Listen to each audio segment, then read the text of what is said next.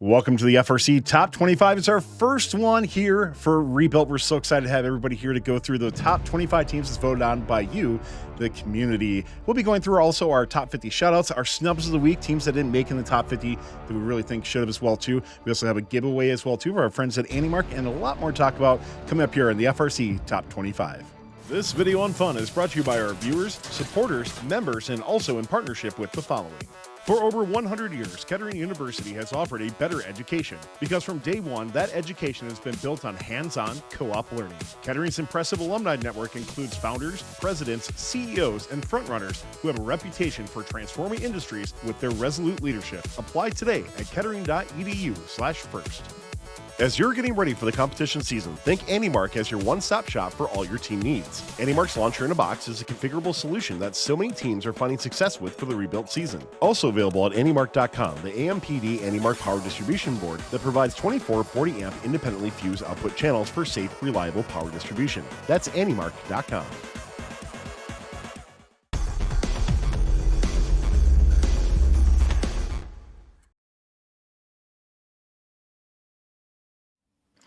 Welcome to the FRC Top 25. It's week one of Rebuilt for Fun Robotics Network. I'm Tyler Olds.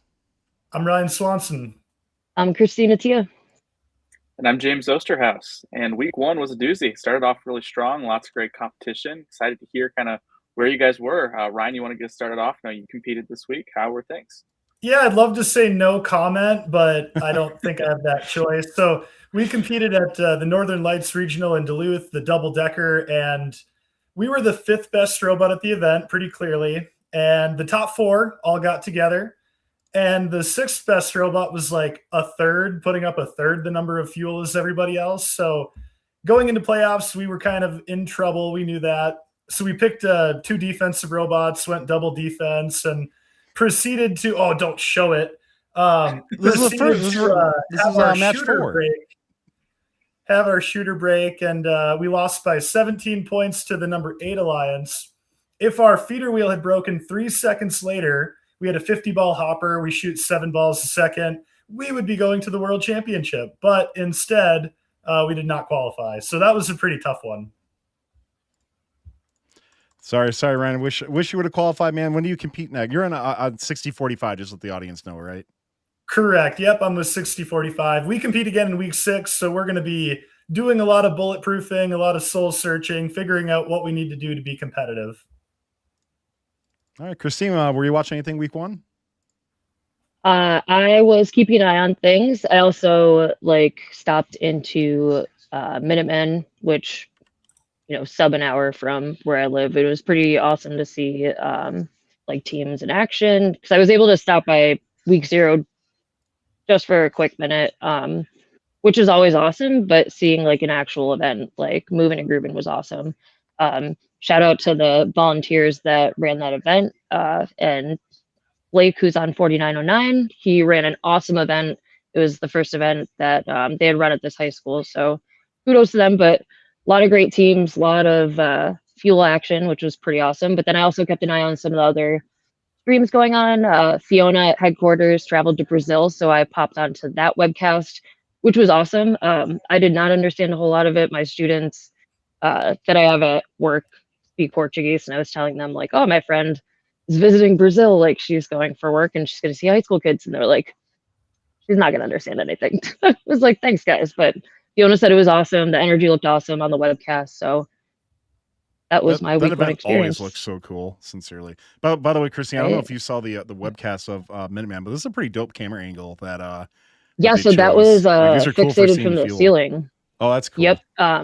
Yeah, so they also have the brand Big Ass Fans on the ceiling there in the field house. They had multiple Big Ass Fans. So I don't know if the cameras is a Big Ass Fan, but they were saying at the scoring table that was their kind of overhead fixed camera view, which was pretty sweet. But I would say overall, this game is pretty viewer friendly in terms of webcasts. Where last year, it was really hard to be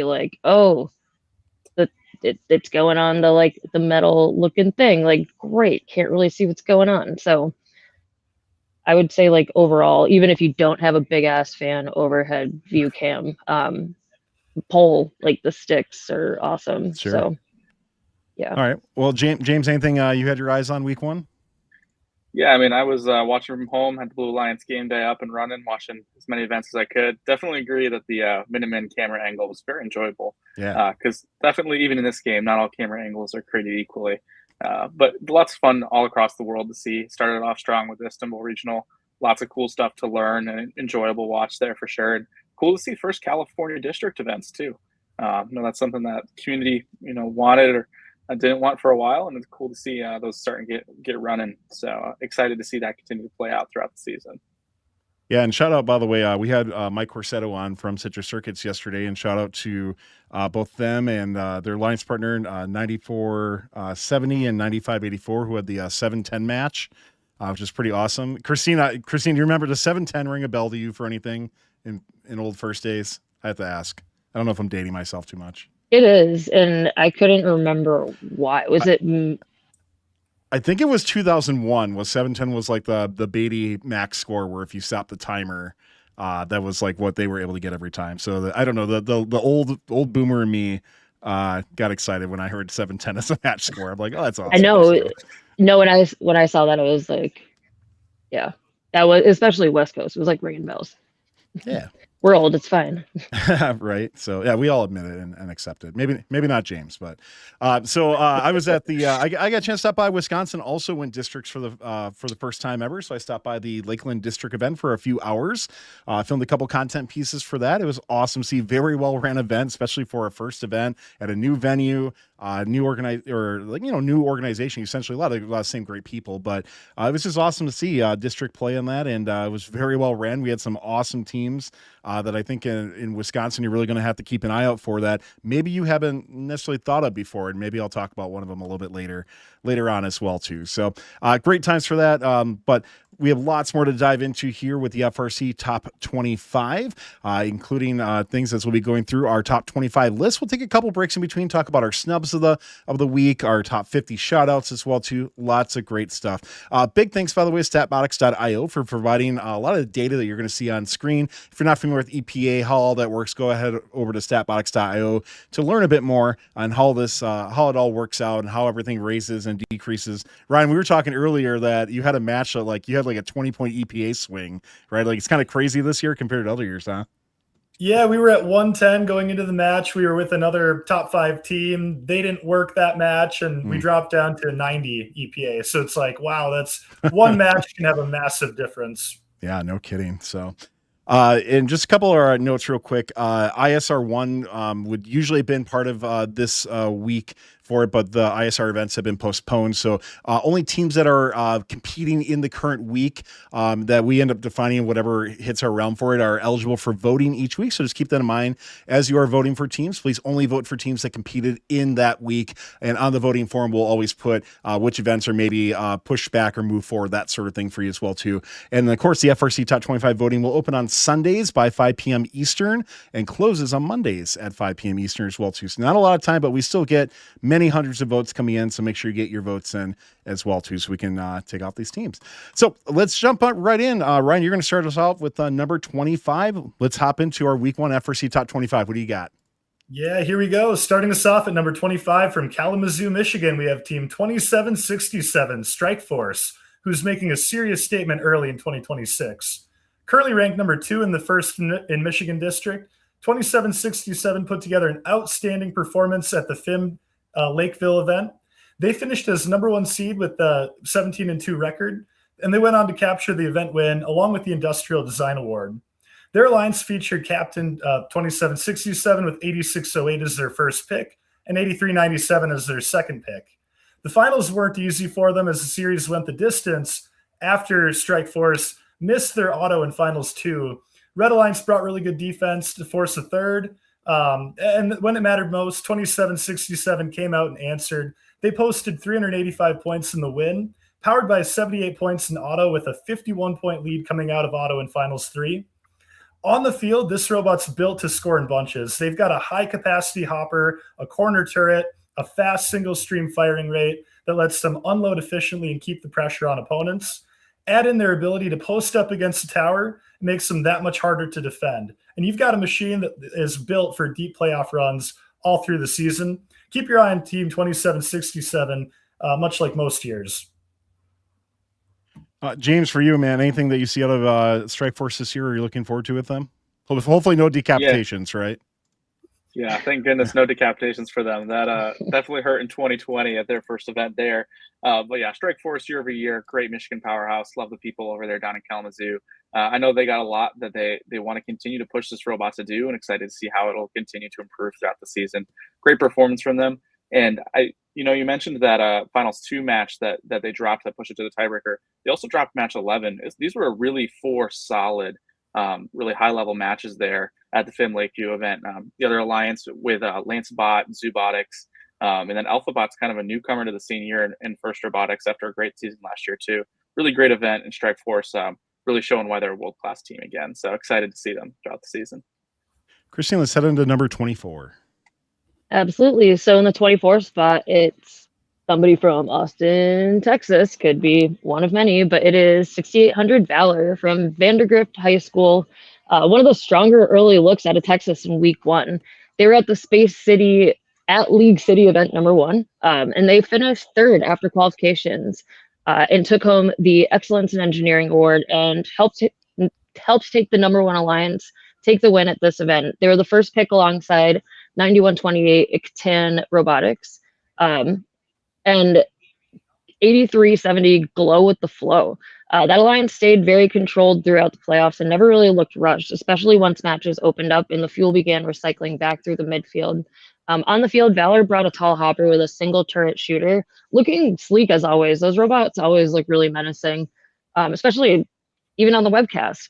Steady scoring pressure without needing much reset time either. What stood out most to me was how well they kept fuel moving forward and made sure that their side of the field stayed supplied, which, as we know, is huge in a lot of close matches. They're back week 4 at the Manor District, where they should get another strong test at this game. Anybody else have anything about Valor? They had a backup robot, right? Yeah, I think so. One of the things that I'll say, actually, I think about any teams that are attending this event, the FRC Top 25 poll did close when this event was still like entering into halfway through its playoffs, because this was a Sunday, Monday event, which is very strange for things, especially as a district in Texas. So honestly, I think some of the teams you're going to hear from this event are probably maybe should be ranked even a little bit higher. But when you have cutoffs like that and you can't see everything, I think this is a team, and maybe a couple others we might be mentioning that you're really going to see up in the rankings later on too. Valor overall, I know for them from talking to Nick, our old producer from back in the day, it was a nail biting event, getting ready and getting into, but obviously very happy with the results as well. And they didn't have a backup robot, sorry. There were so many events that went on in Texas, and this one, like you said, being Sunday, Monday, mixed up my brain. But crazy. I would say a pretty great first event for them, especially week 1. Yeah, let's talk about some more Texas teams. James, who do you got in number 23? Yeah, here we go. Coming in at number 23 from Greenville, Texas, it's the Robowranglers. Team 148 has a really unique robot here for rebuild with a trapezoidal frame, scoring high both in effectiveness and style points. They went 16-1 here at the first in Texas Belton district event. 148 was the first pick of Alliance 1 and just really dominated their way through the playoffs. With an event high score of 390, the Robowranglers showed why they are one of the best robots in Texas once again here in 2026. 148 also claimed the Excellence in Engineering Award, their 9th of this award since 2014. They had a great performance as an Auton with a sideswipe routine that will continue to get better as the season goes on and prove why Auton domination is one of those keys to victory here at Rebuild. The Robowranglers' 118.7 total EPA is only the beginning of a really great robot here. They'll be back in action in just 2 weeks at the Fort Worth District event as they look to continue their journey in Rebuild.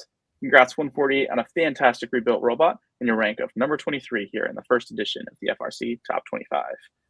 Curious, what do you guys think of this maybe more interesting shaped robot than we've seen anywhere else?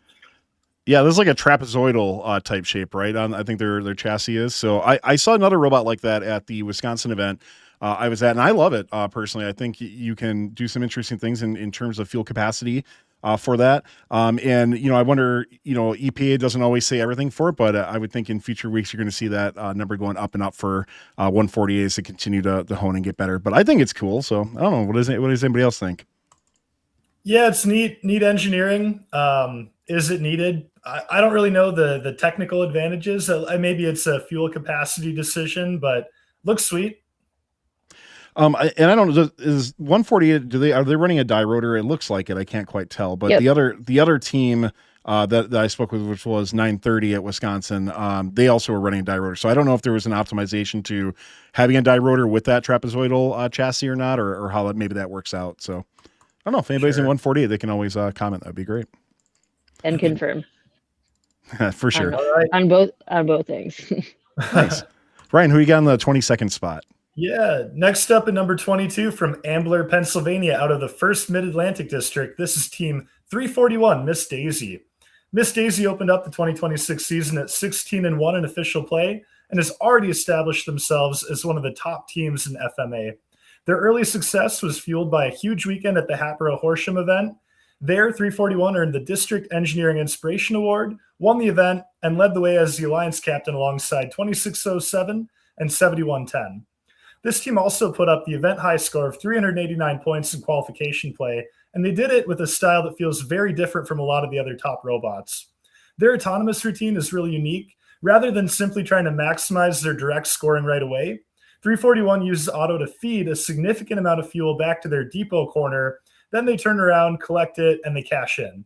It may not be the highest scoring auto, but it's incredibly well matched to how their robot wants to play the game.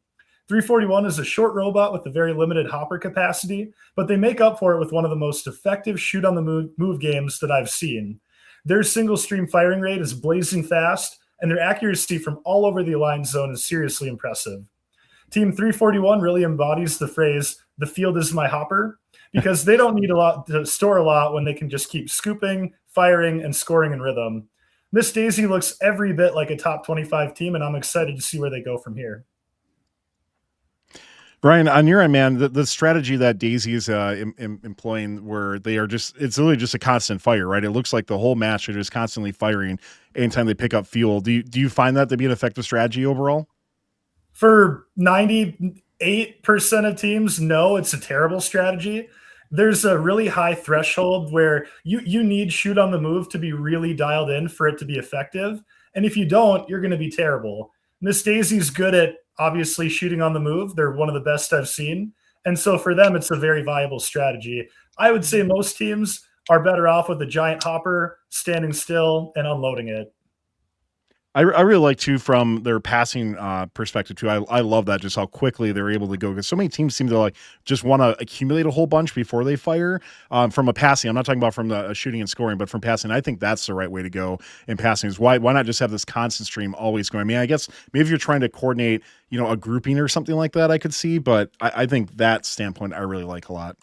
Having drive coached in this game, it's all about you want to if you have a giant hopper, you want to retain as much in your hopper as you can in case you get defended, in case weird things happen, so that when you're active, you're holding on to your gold basically. Sure. You don't have to go get it during active, which could be a big disaster. And we have seen some hoarding strategies take place as well too, definitely. And I wonder how that will evolve as well. So yeah, interesting point for that.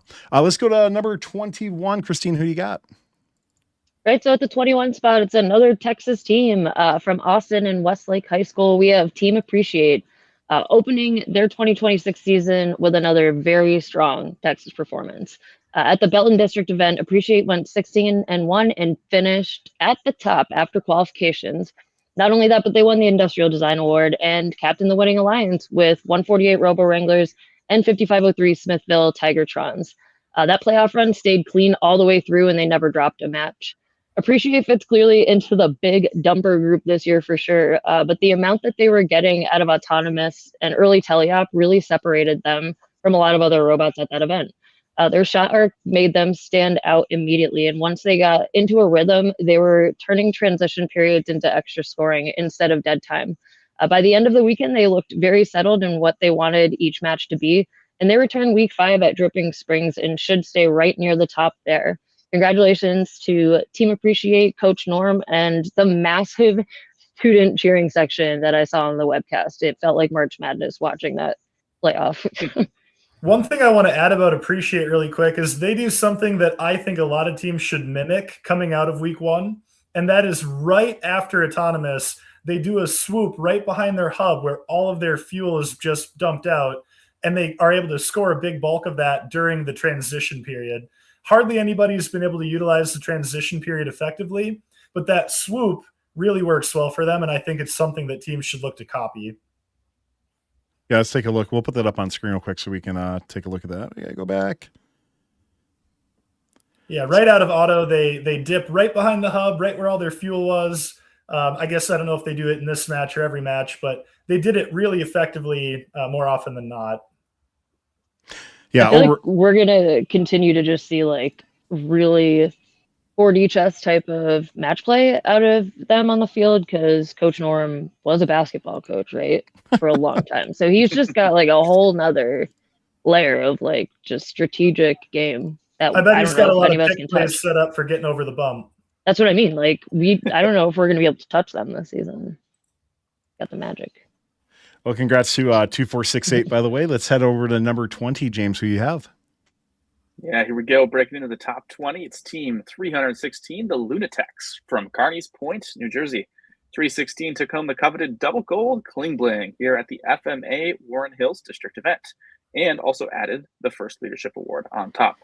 Their dominant 17-0 run saw them join the first alliance and run the table, winning their finals matches by 192 and 124 points, respectively. 316 boasts a large robot with an efficient intake and a large hopper size to match. Once they fill their robot to the brim, it's game on as their large drum shooter mushes fuel through their robot fast and right into the goal.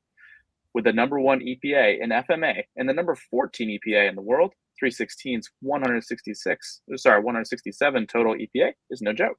This robot is proof that 316 isn't just an impact powerhouse, but a legit district championship favorite. 316 will be back in action at the Ben Salem event week 4, as well as the FMA district championship week 7. Congrats, LUNATECS, on a wonderful machine in your number 20 ranking. Can't wait to see more dominance in the weeks to come.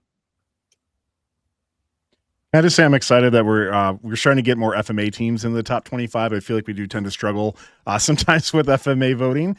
So delighted to see these awesome teams really make a great impression to the FIRST community as a whole. And then, of course, not just in their areas as well, too. Congrats, 316. That's awesome.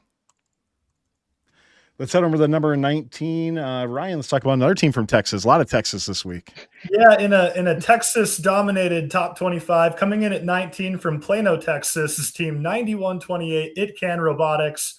And I really think this team is heavily underranked. They're one of the most impressive teams that I watched all weekend. 9128 is a perfect 17-0 in official play. Has already put together one of the most explosive starts in the world. Competing in first in Texas, they currently sit at 4th in the district with 68 points. They earned those points by winning the Fit Space City at League City event number 1.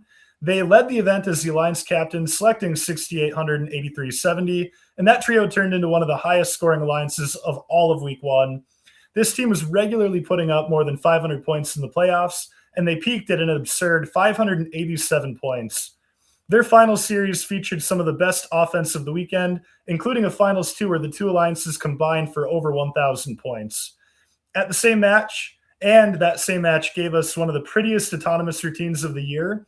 Seriously, Tyler, you should, after I'm done talking, go back and replay this auto. It was a 90-point alliance auto where the top 4 robots all perfectly attacked their own corners of the fuel pile and converted. It was symmetrical, efficient, and honestly, it was just beautiful to watch. As for 9128 themselves, this robot is built to pour in points. They use a drum shooter with a ridiculous throughput, and it was made even better by a linearly deployed intake that retracts to force the fuel into their shooter. The whole match whole machine is optimized around a very clear strategy: fill a big hopper, empty a big hopper insanely quickly, and then get back to reloading without losing any momentum. And right now, very few teams in the world are doing that better than ITKAN Robotics. Team 9128 looks like a contender all the way through the championship. Yeah, let's go back to the auto real quick. That auto is like one of my favorite. Let's go back and take a look at that. Why don't you walk us through it a little bit? Oh, it's just beautiful. They all 4 robots just perfectly intaking, driving back with 50+ balls, dumping them in, and just they must have worked together in the or in the build season because it's just, I don't know, they're perfectly symmetrical, kind of fun to watch in my opinion. Yeah, I completely agree with you there, Ryan. Beautiful to watch. It's coordinated, and I think that this ranking right here is a criminal under ranking as well. I think that the Mm. timing of the Sunday Monday event for Space City definitely hurt really all those teams involved in it because man, ITKAN is really good this season. I'm excited to see them continue to play throughout Texas. Something I mentioned as well too is this is a team that is not only phenomenal in FRC but has been constantly ranked. They have 2 FTC teams that have been ranked in the top 5 the entire season as well too. Not just on the FTC top 25, but on what is the FTC Scout, which is kind of like the Statbotics version of what we use here in FRC.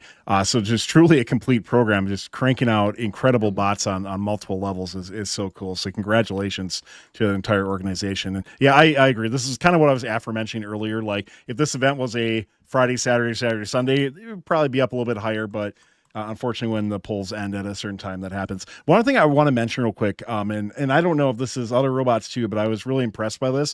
If we put them back on screen here, this team does not get stuck on fuel. Watch them go over the bump right here and just onto an entire thing of fuel and just like butter right off of the whole thing. Is there something teams are doing? And I don't know, Ryan or Kristine or James or anything like, is there anything that teams are doing to really make sure they're not getting jammed at all?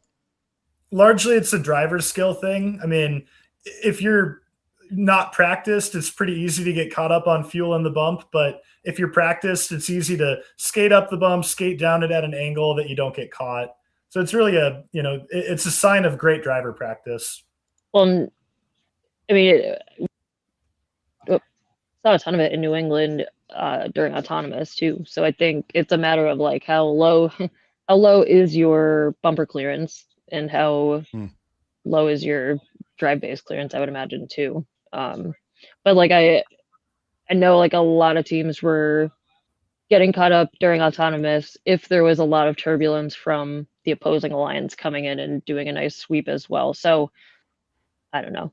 I think it is really dependent on like where the ball kind of buildup is. Like if you're hitting the pile and somebody else is also paralleling you, but like there's mashup or you're at a weird angle, like if you get clipped, even last year, like I did not expect so many teams to get caught up on Coral.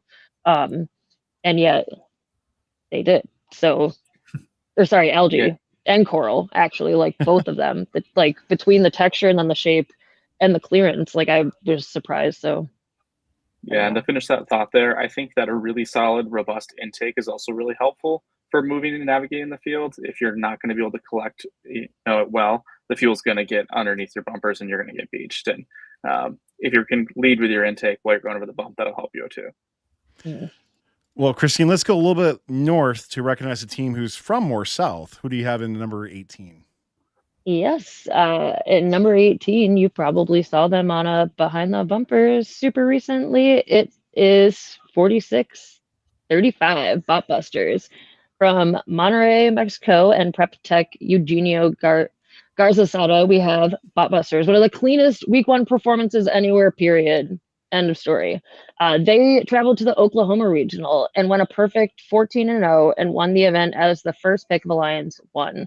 They joined the captain 1706 and along with 3160 and backup 5968.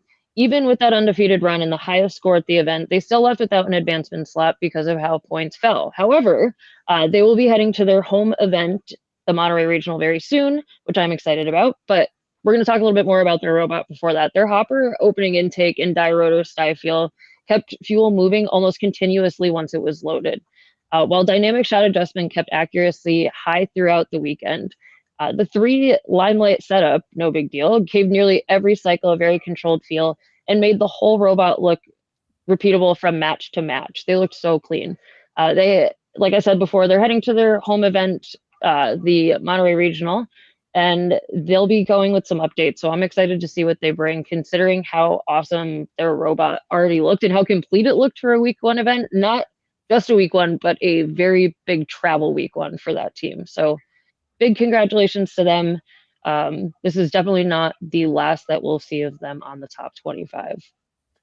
Yeah, Botbusters have always been a team that, I mean, obviously always up there from Mexico and stuff, and I think always in the mix for things, but this is maybe one of their most complete robots they've ever had for things, especially coming in early week one. And we did talk about this on Roundup last night in terms of them not qualifying. So just a real quick backstory on that. For going to regional play now, right, only the 3 top point scorers are going to auto-qualify in the Worlds. And even though they went undefeated and won the event, obviously by going undefeated, the 2 finalist teams won Impact and EI, which bumped them above what Botbusters were at. So, and it was, I'm just going to I'm not going to put it on screen. It was by 1 point that they missed out, but they missed out to the people that won. So like Impact and EI put the finalists actually with higher points than what both the winners were, which is an interesting scenario for things that I don't think is going to happen too often necessarily. There's a lot of like things that have to happen.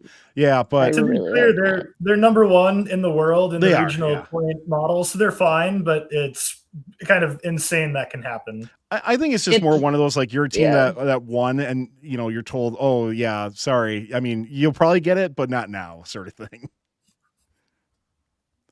All right, let's keep moving on to number 17. And James, let's take us back to Michigan. Yeah, here we go. So electrifying the masses here at number 17. It's Team 5460 Strike Zone from Lapeer, Michigan. Strike Zone is one of those true Michigan powerhouses and boasts an impressive resume of 3 Filmstein appearances since 2019, but also don't forget about their 2023 Einstein Finals run as well. Strike Zone is rolling here into rebuilt hot with a perfect design that everybody wishes they had, the large drum shooter, but on a turret. What in the world? It looks to be about 15 degrees plus or minus the rotation, and they took a dream and engineered it to reality. I think they're underrated here at 17. They just pour fuel in over and over and over again. Strike Zone dominated the FIM Chelsea event, went 15-2 to win the event with fellow Michigan juggernaut Team 27 Rush. Posted the Michigan high score of 531 in the playoffs and never looked back. They won their 2 finals matches by a combined 544 points. Just wow. 5460 is going to make a show at every event this season and expect their 162 EPA to continue to rise as the season goes on. Congrats to Strike Zone on your event win and number 17 ranking, and best of luck in 3 weeks at the Saline District event and beyond. Both strikes. We got both strikes. Yeah. James, this is the blue and green one. Is there anywhere you could see this team improving upon based on their week 1 play? Yeah, the thing that I thought it kind of surprised me, they didn't come in as well refined as they normally are, is their Auton performance. Seems that they kind of ran into the hub a few times, stuff like that. I'm sure they will have that cleaned up for week 4 and for DCNP and champs. And we're going to see a really high level of play from Strike Zone. I mean, this robot, their tele-up play is ridiculously good. And if they can start hitting those Autons and getting more and more swipes, it's going to be really fun to see the ceiling of this robot because it's pretty high, guys.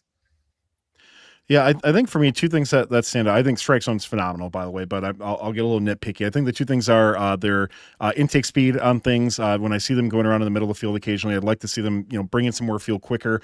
And then, I don't know how much you can improve on this, but, with them firing so fast, you can see occasionally they are probably missing every 1 out of 10 balls or something like that that go in. So is that just a trade-off do you think, or are there ways to maybe optimize that even more? I think there's ways to optimize that. It's just a matter of testing and practice, I think, too. At least from what I've seen and what I've been told. Yeah, and I wonder with the drum shooter though, like how much you can do. Like if you had 2 independent rollers or something like that, where you can maybe time those going through. But when you have a drum and you're just trying to go at this insane speed, you just accept that that's going to happen, sort of thing. Well, if you take a look at Citrus, they don't miss very much. There's clearly room for improvement. Well, if you look at the most perfect optimized version of it, yes. So far. There's always room for improvement. That's fair. That's fair. All right, let's go into number 16, Ryan. Yeah, next up at 16 from Denham Springs, Louisiana, we have Team 8044, Denham Venom. At 14-4 in official play, 8044 put together an impressive showing at the Pikes Peak Regional, finishing rank 5 and helping secure a regional championship along with the Quality Award. They were selected as the first pick of the number 1 alliance by Team 498, and that pairing proved to be a dangerous one all weekend long. Their playoff run peaked with a huge 495-point performance in match 1 and they ultimately won the finals in a hard-fought 3-match series over 44.99. This robot really jumps out because of how much it can do at a high level. They're autonomous, absolutely elite. In their high-scoring match, 80-44, delivered a massive hopper dump, followed it with an outpost shot, and then finished the job with a climb for a huge 104 points for their alliance in auto. That is the kind of opening sequence that can completely change a match before teleop even begins. During the rest of the match, Denham Venom keeps the pressure on with a big hopper, high throughput, and turreted feeder shot to the depot corner that's incredibly well tuned. They can hit that shot from virtually anywhere in the neutral zone, and that gives them a ton of flexibility and makes them really difficult to contain.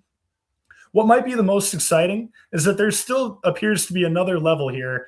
Even with the regional win already in hand, this robot has a lot of room to improve, especially when they can stay clean and avoid getting beached on fuel. Team 8044 is a dangerous machine with a very high ceiling. One of the things I just want to mention in general, and we've seen many teams do this, but I think it's something that is underutilized by a lot of teams, is how quickly you can clear fuel that is just within that lane by the trench for things. And I think, just in this match alone, you can see 8044 doing this multiple times. You're going to see it right here where this come through. And so many teams are so just programmed to say, hey, I need to intake, I need to shoot, I need to do all this. Putting this together where you're doing all this at once, you can see why it's been so successful for teams like Denham Venom as well. And, they are having a team defend against them and stuff, but then you're requiring a team to essentially plant themselves there. And when we had Corsetto on last night too, that was their strategy with their third row. I was like, we're just going to plant a team there and close off a lane, but that's a lot to take away potentially. And I really like Denham Venom's, ability to just be able to intake, push, keep going, just constantly getting fuel over is such a winning strategy for them. All right, so before we get into our snubs of the week, which will be coming up here in just a second, let's go ahead and thank one of our show sponsors. That is Kettering University. If you've been around fun long enough, you, of course, know about Kettering, an incredible university where every single student that goes to Kettering gets a co-op. And that's not just an internship. You are working with an incredible company, earning money while you're going to Kettering University. And many are able to graduate debt-free by doing so as well, too. Still open and closing soon. If you are accepted at Kettering University, they have an up to $5,000 a year scholarship that you can apply for and get to help you go to Kettering University. And of course, you got to check out, they have several FRC teams there. They have a VexU team if you want to continue on doing robotics as well, too. A lot of great stuff at Kettering University going on. So head on over to kettering.edu/first, see if it's a good fit for you, either for next year or future years as well, too, and learn more about their scholarship as well, too. That's kettering.edu/first.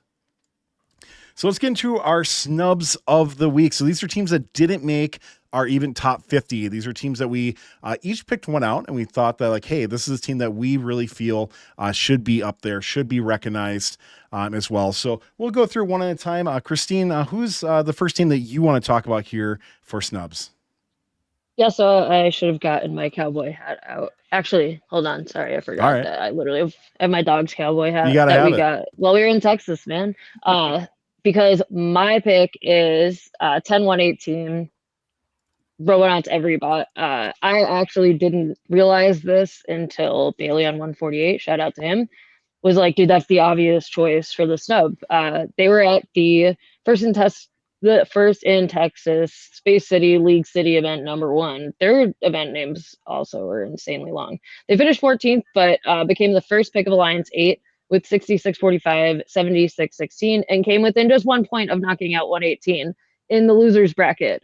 So for an everybot to get that close to ending the weekend, like a top Alliance captain picked them and stuff, it's just crazy. They were playing really, really well, and the fact that they almost knocked out their big sibling.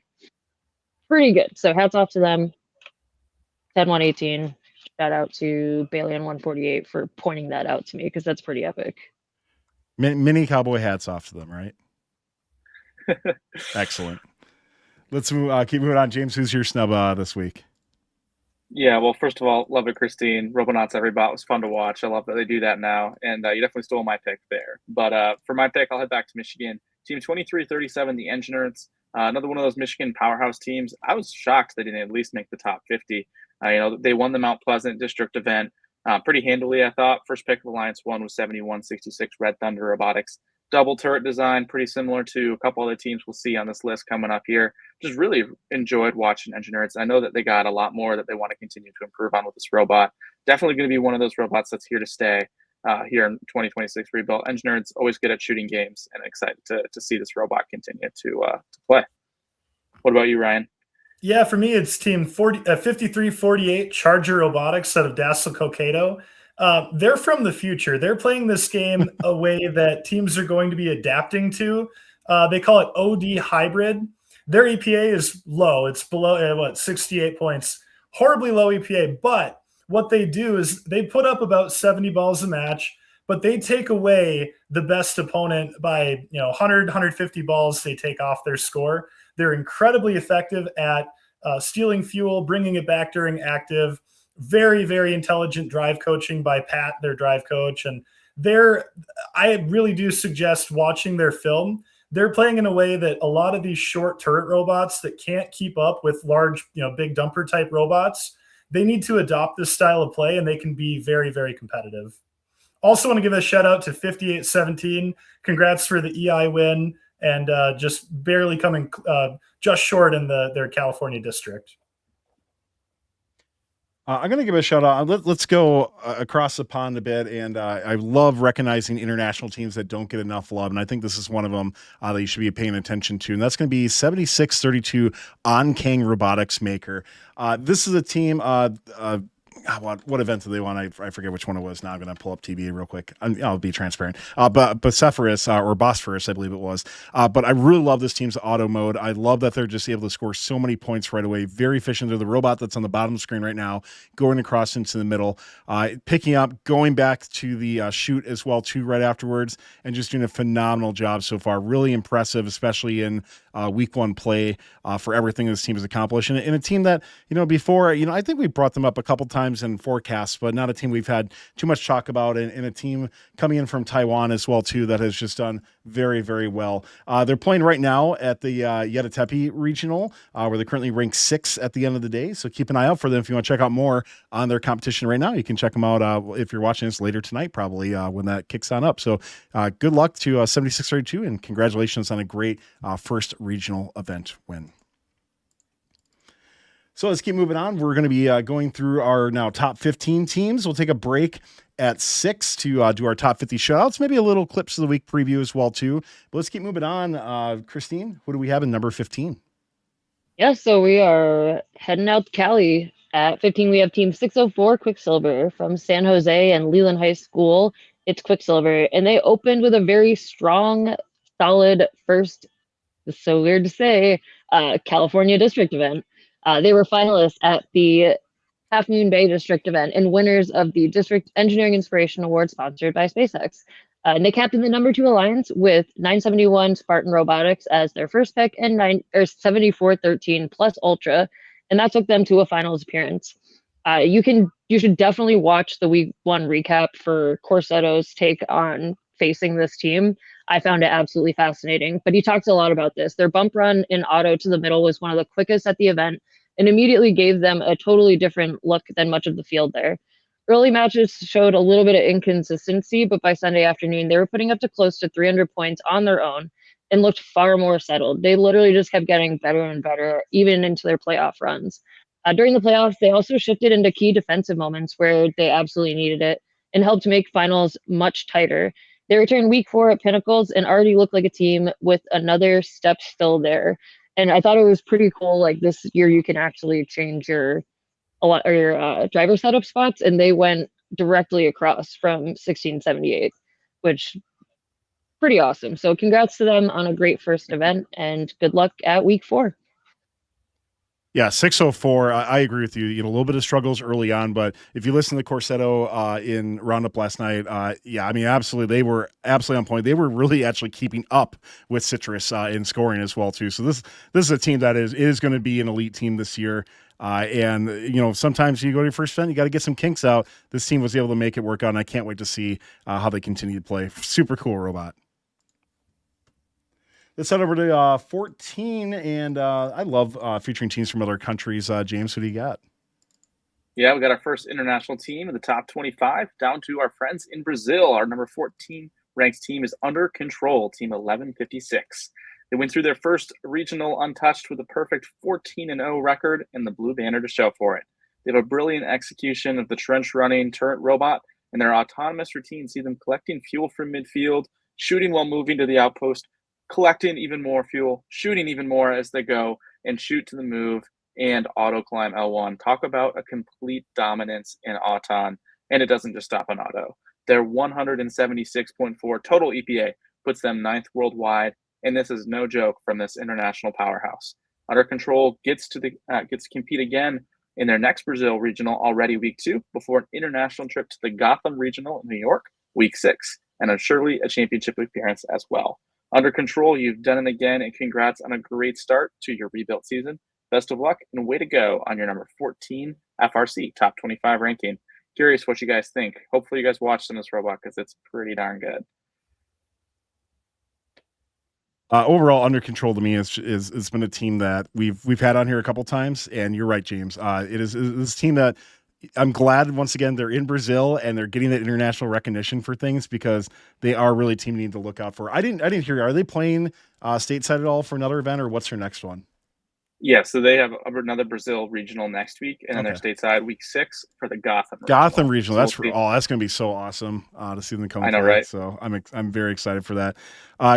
James, is there any other big improvements from this robot you'd be looking for as they keep playing? Yeah, I'd say so. One thing I saw with their auto to start, it seemed like their climb, when it all went perfectly, was pretty much an unbeatable Auton.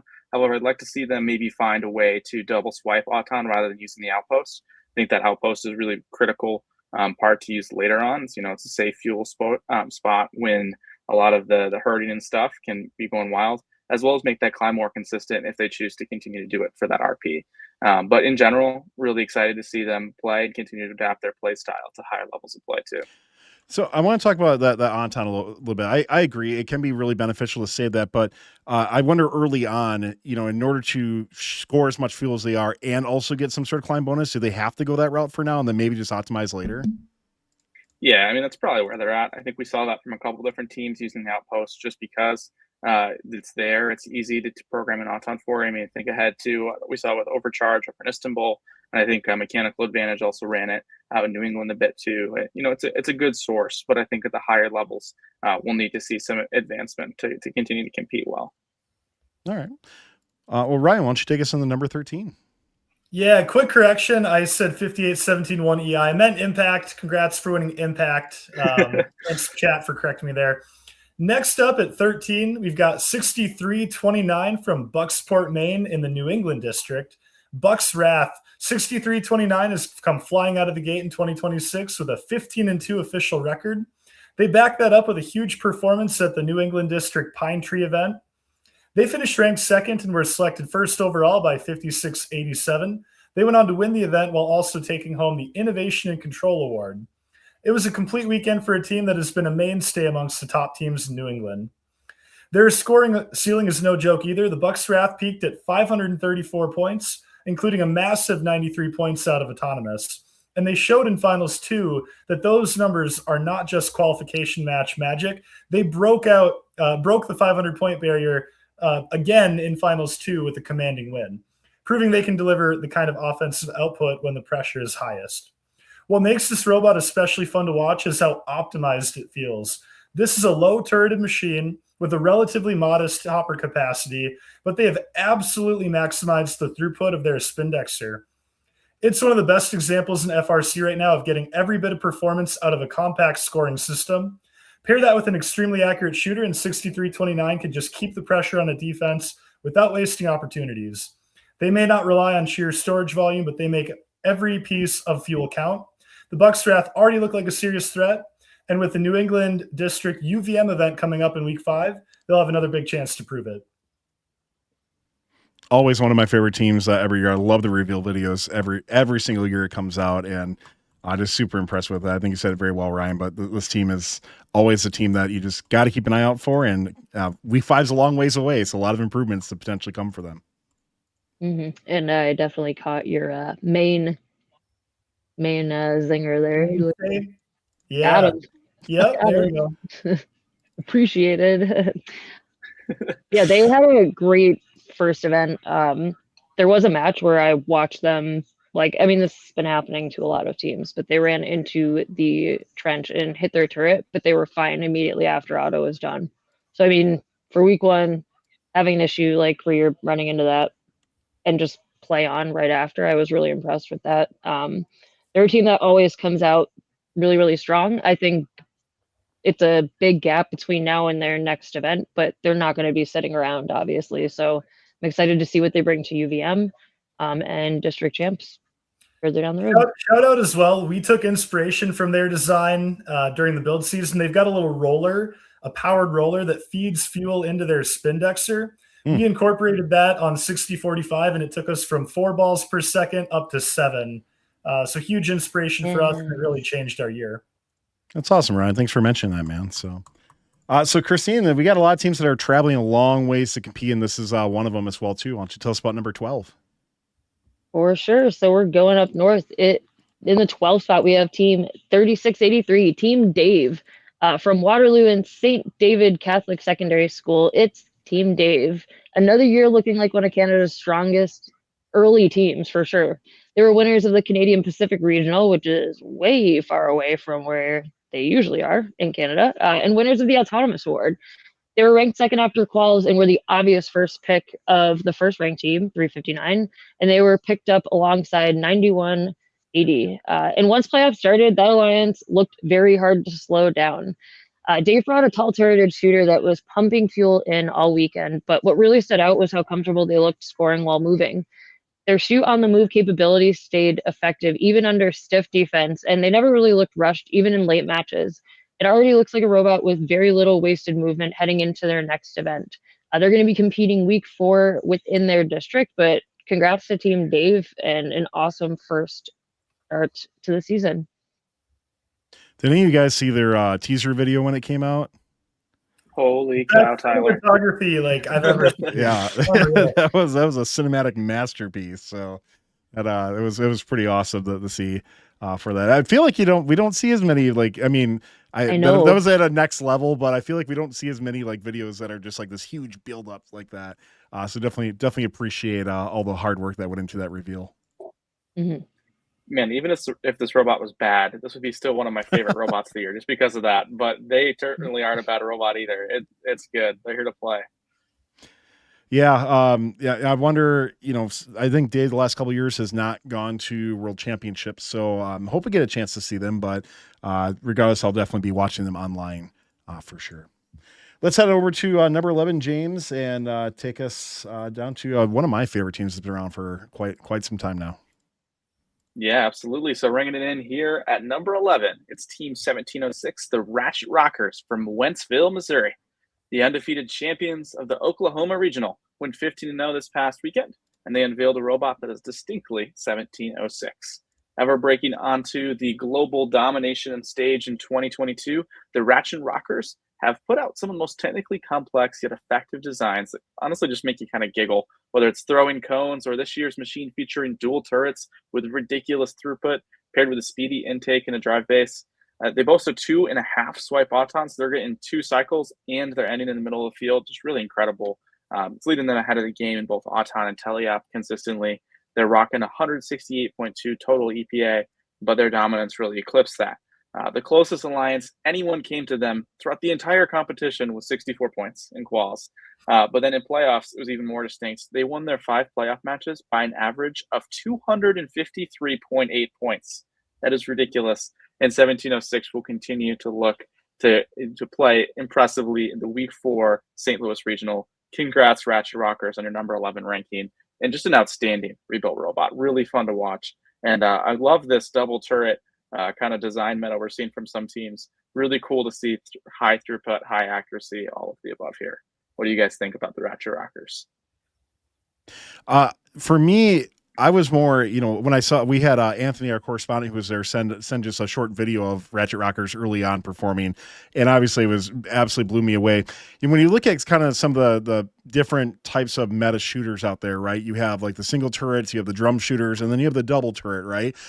I have to admit, going in, I questioned the double turret versus like a drum shooter for things.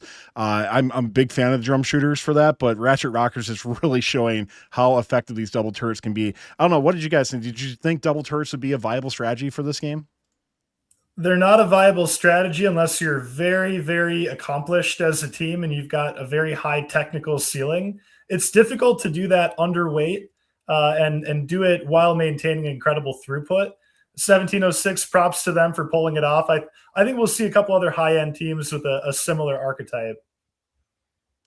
Yeah, it'll be interesting. So, it's an awesome team. I mean, I think, James, you nailed it on the head. They always are kind of pushing the envelope on a lot of their designs. So it's not surprising they went ambitious with this. I'm just very happy it worked out for them, and can't wait to see how they continue to do. Congrats, Ratchet Rockers. Our top 10 is ahead, Ryan. Who do you have? Yeah, starting off our top 10 from Portland, Maine is team 5687, the Outliers. The Outliers are off to a fantastic 2026 start at 15-2 in official play, and they made that record count at the New England District Pine Tree event. 5687 captained the number 1 alliance, won the event, and added the Creativity Award to an already outstanding weekend. 5687's win secured their 16th event win in team history. What stands out immediately is 5687's pace of play. The Outliers have an extremely high throughput drum shooter, and the fact that they can package that kind of offense while still fitting under the trench is a huge advantage. They bring speed, flexibility, and scoring volume all in one package. Their autonomous mode is also a major weapon with a double cycle auto and a surprisingly large hopper, given that they fit under the trench. They're putting up to close to 100 points in autonomous with many of their alliances, giving them that kind of a early match punch that can tilt every match in their favor.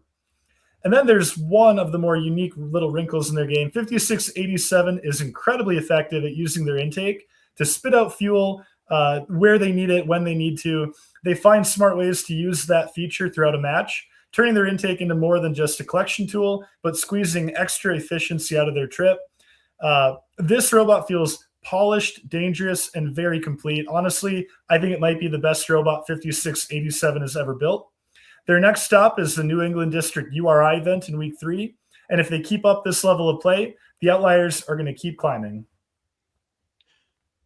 Yeah, at the week 0 event, when I saw the design, was like, this is going to be a winner come later on in. I'm so glad they were able to get their shooting down accurate and quick enough for things, because man, they are fast, and it is so cool to just watch this robot cycle back and forth for it. So well done. I gotta mention I gotta figure out exactly which match it was, because I literally I was watching the webcast on my laptop, but they ended up playing a match 1v3 and winning.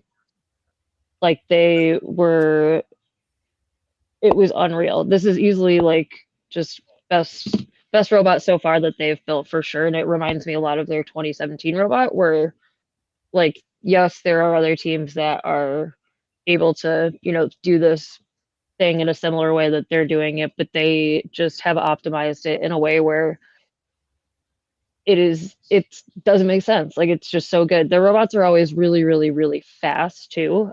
Sometimes too fast, but this is the most just like focused, in control, and like sure of what they're doing, especially for week 1. So I'm pumped for them and hoping that we get to play with them at District Champs. They're a really fun team. I was just jaw on the floor watching even just their qualification matches. And like Tyler said, they had this robot, and then they had a double turret. I don't know if it was a totally different robot or hopper at week 0. So it definitely seemed like they were trying to figure out which route to go at that point. But clearly they chose a route that is working very well for them. But I did see, like Brian had mentioned, their intake, like just the barf underneath the trench, is one of my favorite strategies. And they do it really well. It's awesome to see something as simple as like a net acting so nicely. It's like the simpler, more organic version of the Citrus expandable box. So kudos to them. It was, somebody in chat is saying 1v3 against, and then number 1 seed and moved on to number 1. Yeah, it was insane. But shout out to Outliers. Yeah. Well done. Awesome robot outliers for sure. So let's keep moving on. Number 9. I feel like we're like one person off for like covering their own areas, but Kristine, who do you have for number 9 in this one? Right, so we are back in Michigan land. It is the legendary Team 27, Team Rush from Clarkson, Michigan. Another insane Michigan team opening exactly how you would expect from a team like this, just kicking down the door to a new season. Week 1, Rush looked really prepared and comfortable with the rhythm of this game, and I'm not surprised when they've got Kyle Hughes at the helm. So, especially in a district like this where it really matters, rarely much room to settle in. So their consistency through full match cycles really stood out more than anything. Their robot is a big dumper style, built to move high fuel volume and keep pressure on through long scoring stretches. Autonomous with steady transition periods were super productive, and they controlled important field areas well when fuel recycled back. It already looks like a team that's ready for a strong Michigan run as a district team, but we get to see them again outside of their own district at the Buckeye Regional in week 3. So congrats to them on an awesome start. Does anybody have anything else they want to mention about Rush? I'm not shocked that they came out of the gate like just prepared, because it seems like every single season they don't start at any like low point. They just start really good and keep building from there. Yeah, that's the Rush. Go ahead, Ryan. Oh, okay. I want to call attention to the number of dumpers relative to the number of turret bots we see in the top 25, just generally. Rush is a great epitome of that archetype, but it's wild to me that at least early in week 1, there clearly seems to be a dominant archetype. Yeah, absolutely. And I think that, as you're saying there, Kristine, the Rush way is to be prepared. And they came out, showed that very well. And something to note about Team Rush is that every single even year since 2014, they have won the state or world championship. We'll see which one they claim this year, because, man, Rush looks to have the robots do it, and I hope they can valiantly fight well for Michigan down in Ohio. I wouldn't want to be them for that. We need to get a running list of, like, I'm not going to say, like, superstitions, but, like, just coincidences, shall we say? Because that's wild. Yeah, I hope they can continue that streak because, yeah, Rush is a great team. Love people over there.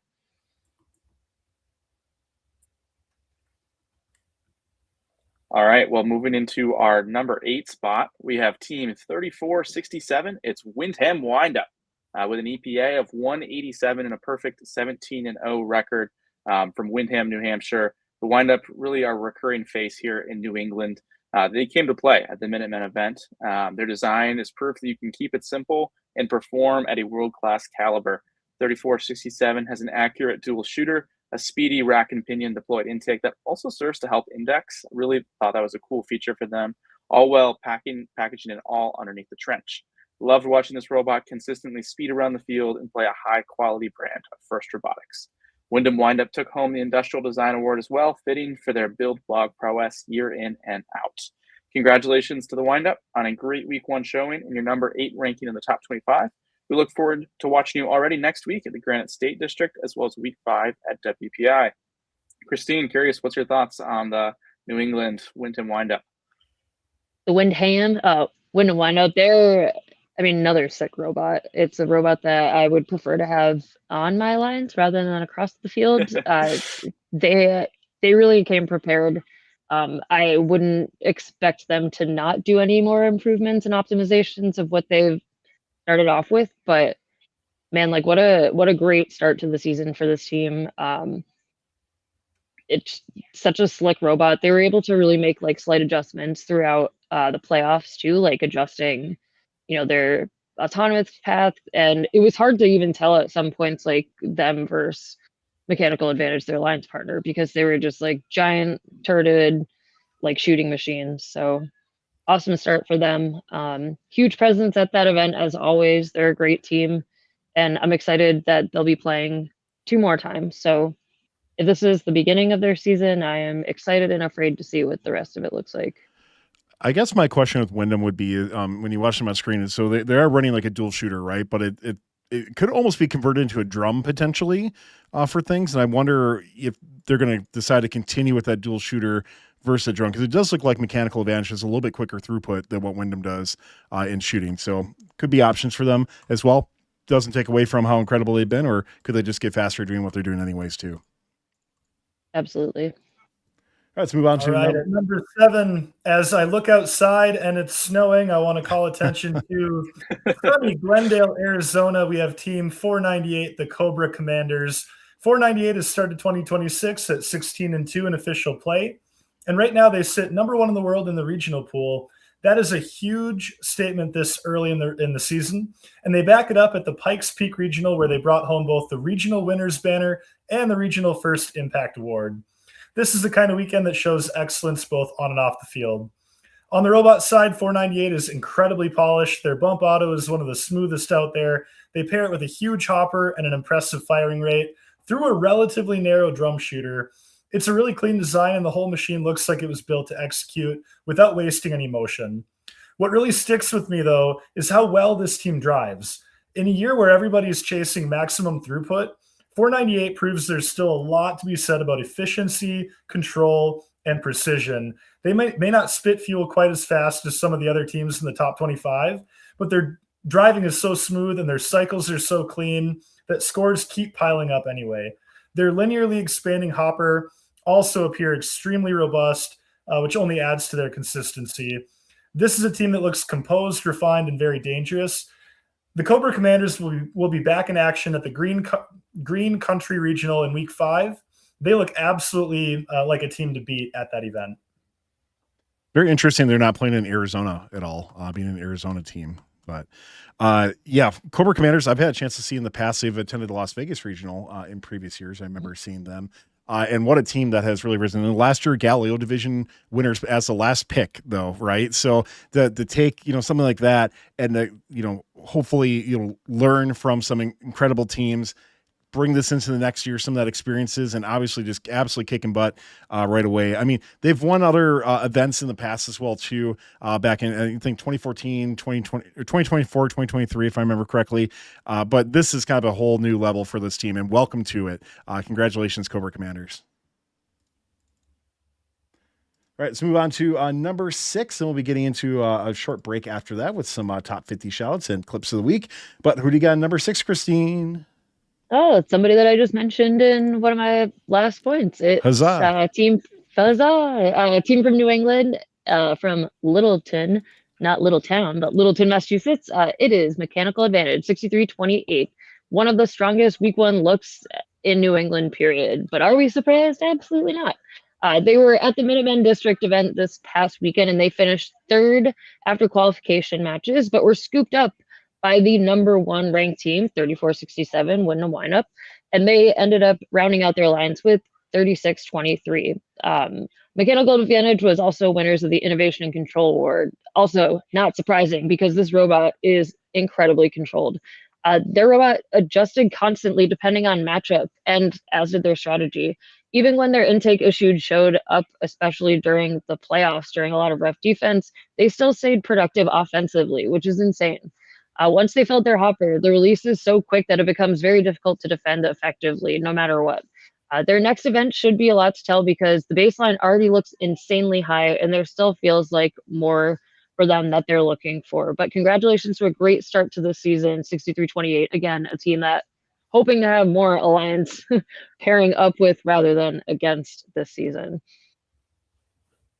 I love that they tell you exactly what they're going to do and they beat you anyway. Open Alliance Kings, right? 63-28. They may be the most inspiring blog, this year, at least for me. Dave is an incredible drive coach, and watching their strategy at week 0 was really eye-opening. I have nothing, every positive thing I can say about 63-28. We just don't have time. They're incredible. This should be a future Hall of Fame team, right? Like, it's almost surprising they're not already for things. And like, they should be on their way for sure. Well, they haven't won Impact for 2 seasons, which blows my mind. I don't know what's behind. I mean, there's great teams in New England. Don't get me wrong, but like, this team to me has inspired so many teams out there between their vision systems, Open Alliance, and just so much more that they've been able to do out there. So, but congratulations and great performance, Mechanical Advantage. Can't wait to see what you continue to do. All right, so we're going to take a couple of short breaks for things. We do have our preview for Clips of the Week coming up. I'll explain that a little bit here, but before we do that, we're going to start a giveaway as well, too, from our friends at AndyMark. So just a couple things real quick about... 1 second, sorry. A couple things about AndyMark real quick. AndyMark's going to be doing some cool sets of giveaways this season. So they're going to be giving away some autograph fuel for a few weeks out there. So if you're interested in getting, I don't know who's autographing. It could be Andy Baker. It could be somebody else at AndyMark. Could be the whole team for all I know. But if you're interested in getting yourself a autographed piece of fuel, type "give me fuel" in chat. I'm going to type it in just so we have the keyword correct for everybody on here, but type "give me fuel" in chat, just like what we did in chat. That's your opportunity to win. There's some other giveaways we'll be doing as well too as we go through the season. And don't forget, AndyMark is your one-stop shop for all your competitive robotics needs. And of course, if you need that ship to pit when we get the championships as well too, keep that in mind. And fuel is also on sale, so go check it out if you need some extra fuel for your team. Once again, from our friends at AndyMark at andymark.com.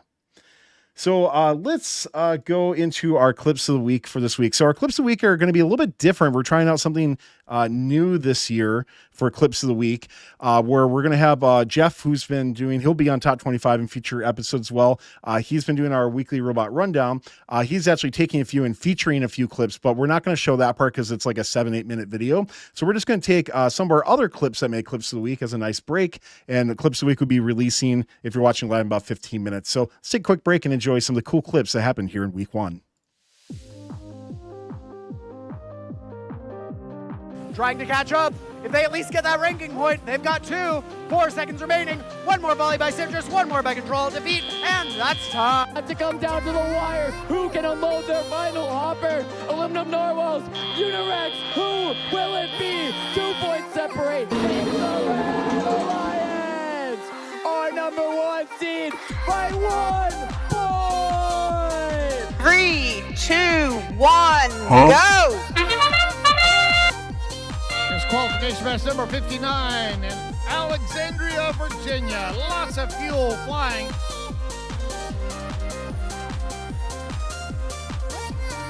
$55-30 playing down to some defense.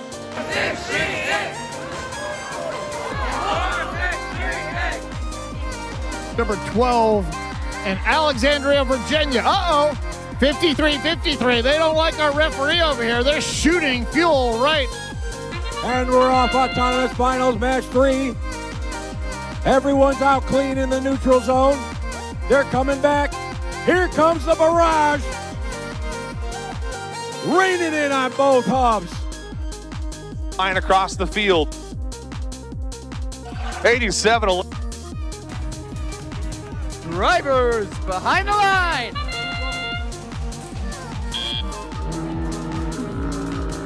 Want to make sure that there's always enough fuel on the blue side of the field as we move into the endgame period in which both alliances are allowed to score. 47. Red Alliance trying to find where that fuel went.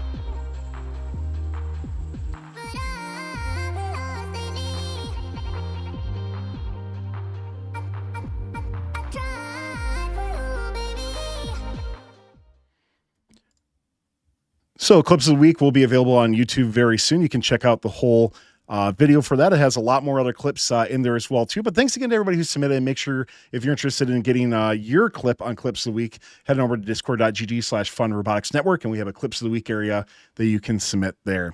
Let's head into our top 50 shout outs. So these are teams that made the top 50. Let's bring up our top 50 first off, so you can take a look at teams that just missed on the top 25, but there's so many teams. There's like 1,000 teams competing every single week in FRC that we have to recognize even more teams. And these are some phenomenal ones as well too. So James, we're going to start with you. Why don't you pick out a team from the top 50, give them a shout out, let them know what stood out to you with them. Yeah, Tyler, I'm going to run with Team 4481, Team Rembrandts from the Netherlands. Almost pulled off the mega upset in Finals 2 of the Istanbul Regional and overcame some really early issues to field a really great robot by the end of the event. If you guys have been watching the second Turkish Regional here in week 2, more of it will become just a couple hours. And yeah, they're coming to play this year. Great robot. and think that they're an underrated team here on a list coming in at 35. So yeah, what do you think, Ryan? Who was your top 50 snub? Yeah, for me, it's a team a little bit lower in the top 50, but team 3100, the Lightning Turtles. I think arguably the best team in Minnesota. They've got a insanely fast drum shooter, highly effective intake.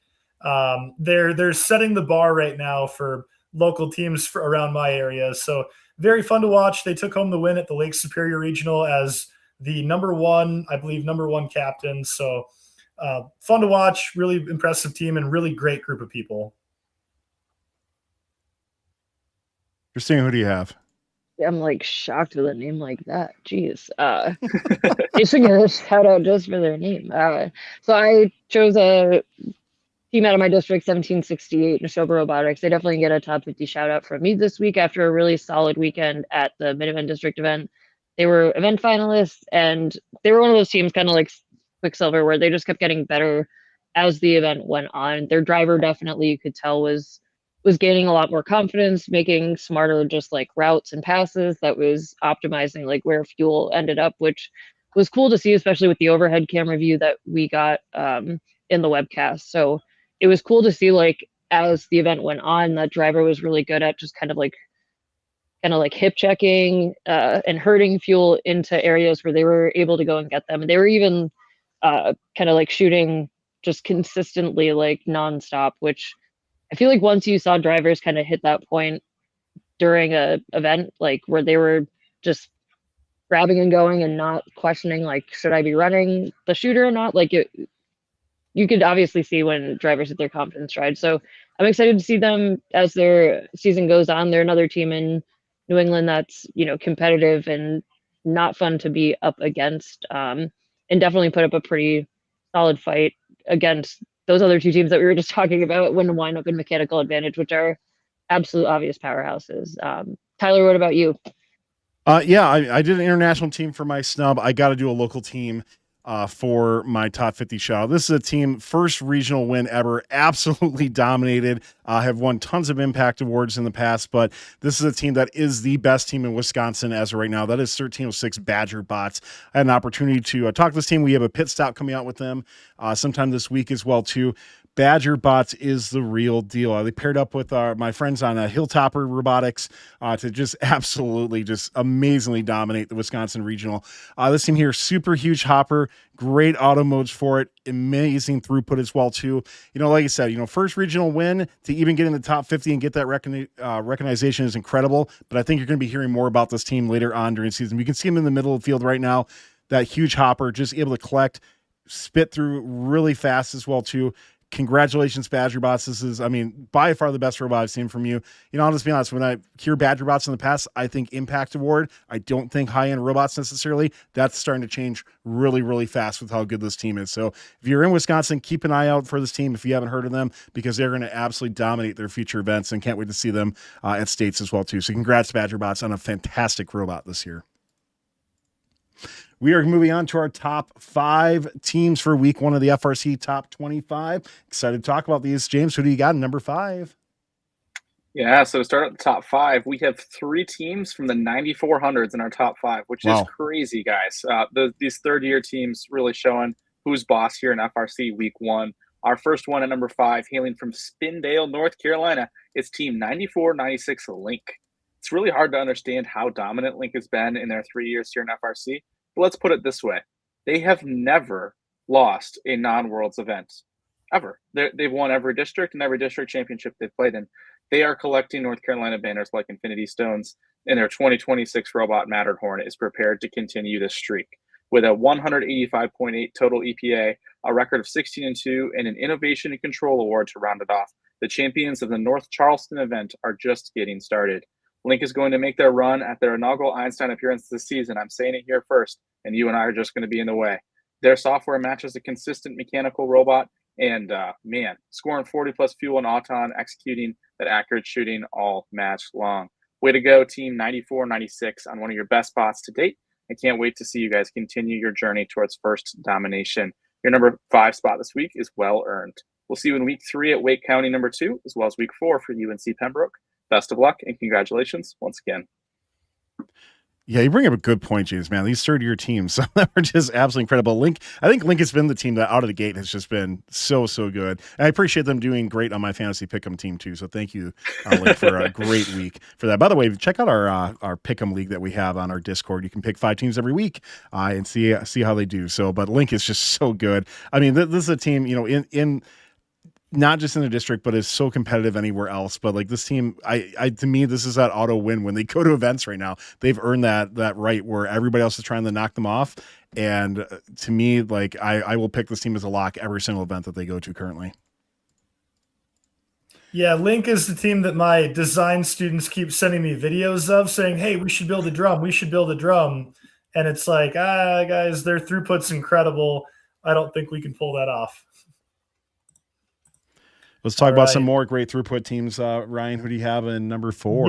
Yet another 9400 team. Right. Next up in the top 5 from Fremont, California, we have team 9470, Ctrl-Alt-Defeat. What an incredible team name. 9470 has put together a strong 14-3 start to the 2026 season. And they made a huge impression at the California District Half Moon Bay event. They were the first pick of Citrus's #1 alliance over some heavy hitters like 971 and 604.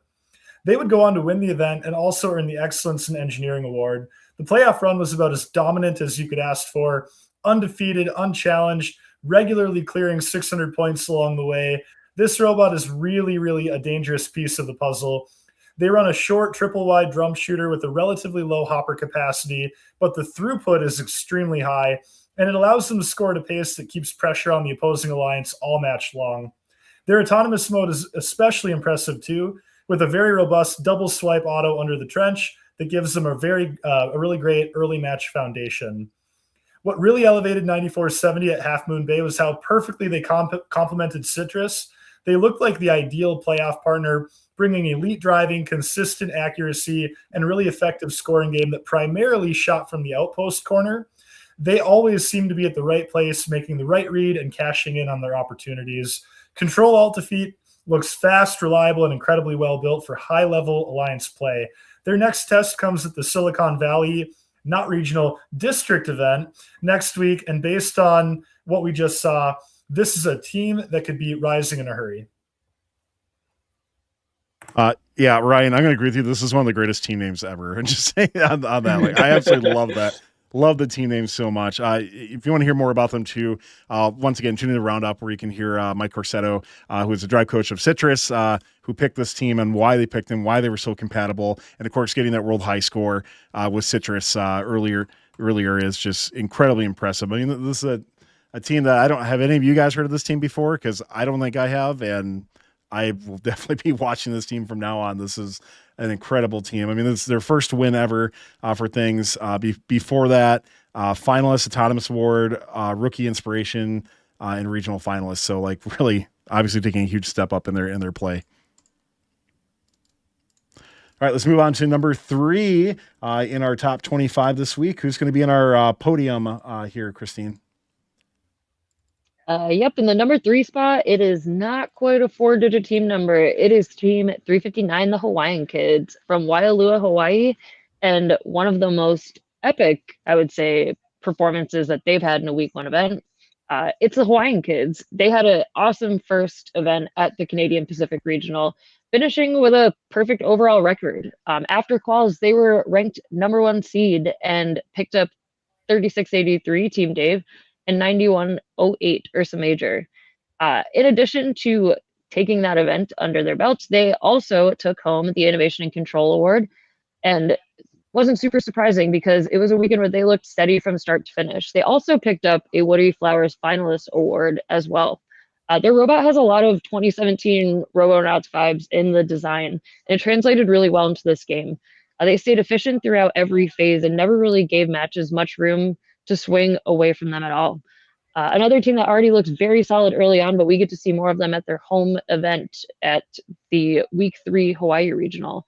So congratulations to Glenn and his awesome team. Really solid start, and I can't wait to see them back in their home region.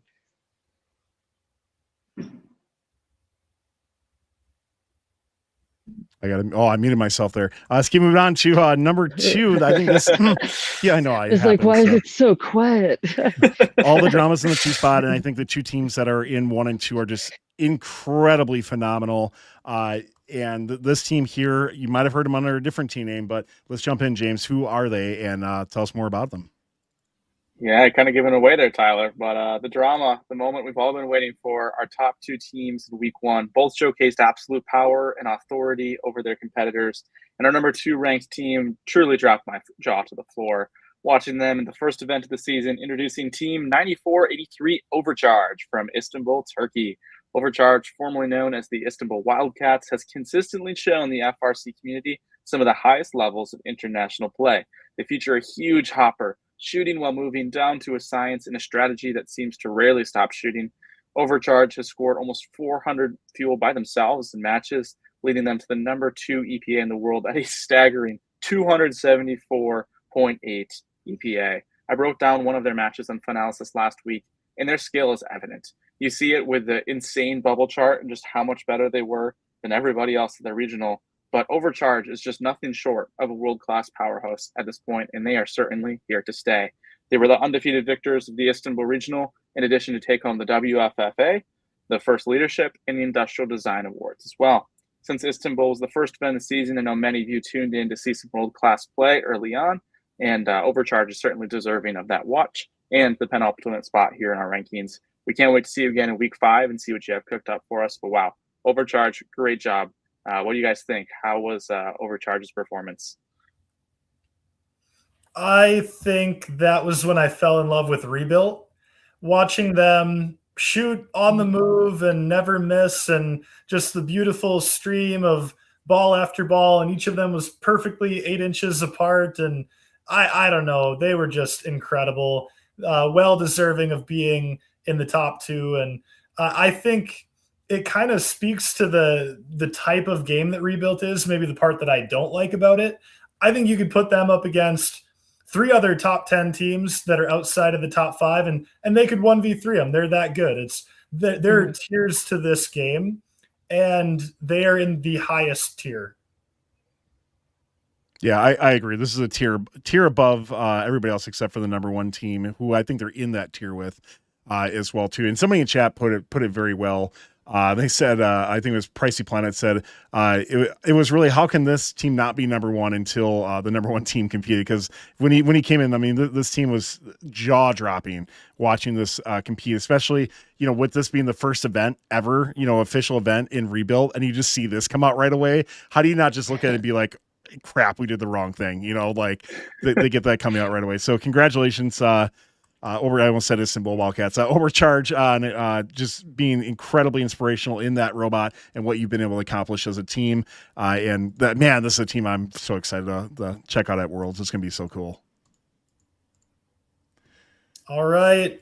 Not much drama left, but coming in at number 1 out of Minnesota. Oh, wait, no, it's obviously Citrus. Citrus from Davis, California. They've stormed into 2026, perfect 17-0 record. Feels like one of the fastest starts from a fast starting program. At the California District Half Moon Bay event, they captured number 1 alliance. They won the event. They won the Impact Award.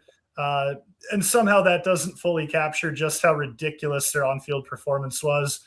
In Qual 47, 1678 helped set a new world high score alongside their eventual playoff partner 9470, as well as 9584. Just incredible scoring. That high score tells you what kind of machine we have here. This robot is built around a really simple idea, but the execution is absolutely outrageous. They have an insane vertically expanding hopper that lets them stay under trench capable while still carrying as much fuel as anybody in FRC. It's one of those designs, it looks obvious when you see it, but you just know there's a mountain of brilliant engineering hidden to make it actually work. And then there's the throughput. Right now, I think Citrus has the fastest throughput in the world at around 25 balls per second. That's a staggering number. The wild part is they're not just dumping from one fixed location. They somehow look accurate from pretty much anywhere in the Alliance zone, and that makes defending them close to impossible. The robot's efficient, elegant, terrifying, and frustratingly a simple concept but in the best way. It strips the game down to pure point production, and it performs better than everybody else we've seen so far. If they keep it up, I wouldn't be shocked at all to see them undefeated going into the World Championship.